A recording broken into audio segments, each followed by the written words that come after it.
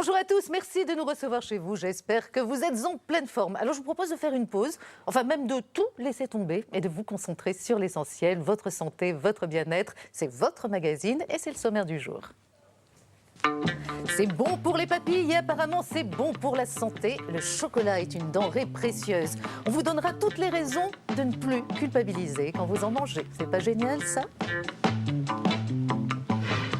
Connaissez-vous le tantra? C'est une philosophie de vie, certes, mais c'est aussi une autre façon de concevoir la sexualité. On vous expliquera tout et vous verrez, c'est quand même assez étonnant. Et comme chaque semaine, il a fait sa moisson d'informations, notre ami Thierry. La récolte était bonne? La récolte était bonne, et puis si je vous propose une poignée de pistaches, est-ce que vous allez l'accepter volontiers? Le seul problème, c'est peut-être en début d'émission. Après, il y a une petite oui, mais est-ce que c'est pause. bon ou néfaste pour votre organisme? Ah, je dirais que ça fait un peu grossir, mais enfin, je ne me suis jamais vraiment posé la question. On en reparlera tout à l'heure. Bon, et puis vous savez, si vous partagez vos pistaches, moi je partage mon chocolat. Ça marche. Le chocolat et ses bienfaits, c'est au centre de notre premier dossier. Nous sommes en 1615 et le chocolat arrive en France. Alors grand événement, à la cour de Louis XIII, c'est son mariage d'ailleurs. Et à partir de là, toute la cour va se jeter sur cette boisson exotique qu'on va même consommer comme un médicament. Et si nos ancêtres avaient raison, on en parle, les bienfaits du chocolat, c'est tout de suite.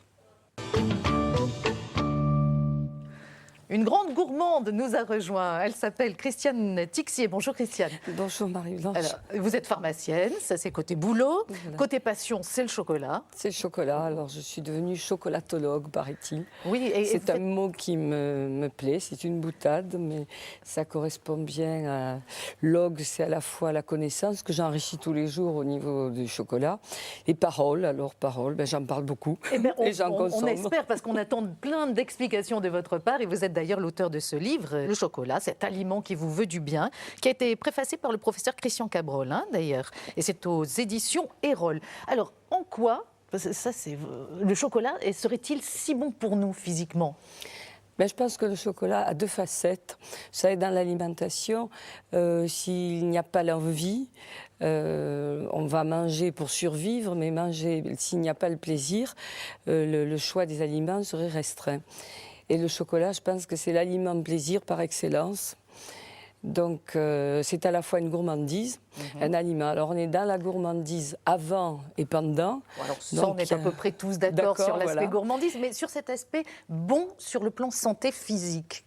Parce que dans le cacao, donc il faut surtout voir la partie colorée du chocolat, le cacao est très riche en principes actifs.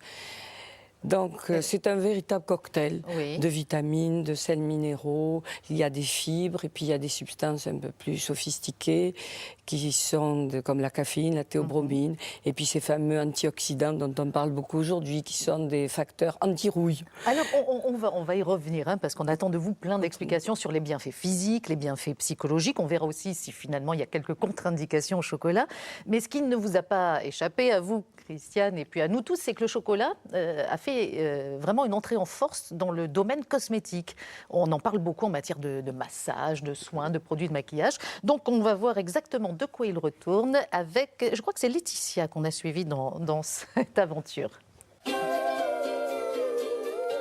Je suis une accro au chocolat. Je suis capable de me déplacer en Belgique juste pour acheter ce que j'aime comme type de chocolat ou de revenir de Suisse avec 15 kilos de chocolat dans les bagages. Mais moi, j'apprécie aussi le chocolat sous d'autres formes et notamment la cosmétique.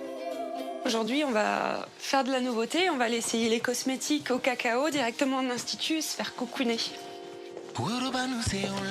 L'intérêt du cacao dans les produits cosmétiques, c'est que c'est un produit très riche en polyphénol. Donc c'est un puissant antioxydant.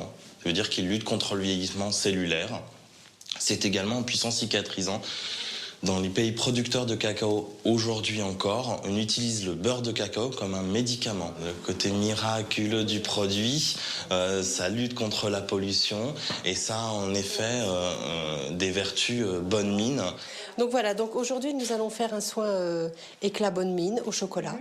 Donc c'est un soin qui se déroule en différentes étapes. Le but c'est de tout retirer, de faire une peau très propre. Vous sentez ? Oui, ça sent vraiment le chocolat blanc, mais avec une odeur de lait aussi. Les vertus de ce démaquillant sont que c'est un démaquillant très hydratant quand même. Et puis bon, il y a un côté un petit peu ludique aussi où on a une bonne senteur. Ces produits s'adressent vraiment à tout type de peau. Nous sommes sur des conservateurs aujourd'hui naturels, complètement naturels, des extraits de fruits. Donc en fait, je vais vous appliquer ce produit sur tout le visage. Et nous allons faire donc une exfoliation. Donc nous allons éliminer toutes les cellules mortes. Là, ça sent bien le chocolat. Donc en fait, avec certaines vertus donc, du chocolat, il va y avoir une action enzymatique, donc en fait qui vont bien un petit peu décoller les cellules. Ouais. Et puis après, nous avons donc l'action mécanique qui est vraiment avec le petit grain. Nous allons passer à la phase cocooning, Ah, bien. le modelage que j'effectue donc avec le fondant au chocolat. On a pensé au départ que les produits allaient plutôt être appréciés par les femmes. Et en fait, on remarque que les hommes sont assez aussi accros à ce type de produits.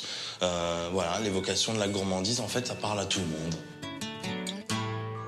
À la maison, on a beau bien le faire, on a tout le côté agréable de l'odeur, de la texture, mais là, il y a aussi le savoir-faire de la pose qui est vraiment agréable. Le cacao, en fait, il donne très bonne mine. Parce qu'en fin de compte, il donne un effet teinté aussi. On a un léger hâle sur le visage. Ça donne le sourire, l'odeur du chocolat. Avec toutes ces odeurs de chocolat pendant les soins et des textures, ça reste tout aussi agréable quand même de manger un vrai truc au chocolat après. Chocolat. Alors le chocolat dans les cosmétiques, qu'est-ce que vous en pensez, vous, Christiane? Bien, c'est pas nouveau. Les femmes mayas l'utilisaient déjà. C'est le beurre de cacao qui est le principe actif dans tous ces soins. Et ce beurre de cacao est très riche en vitamine E, qui est un antioxydant, qui est une vitamine très nourrissante, très hydratante, même qui favorise la cicatrisation. Donc, dans le temps, on utilisait les baumes pour les lèvres. Oui. C'était du beurre de cacao. Moi, je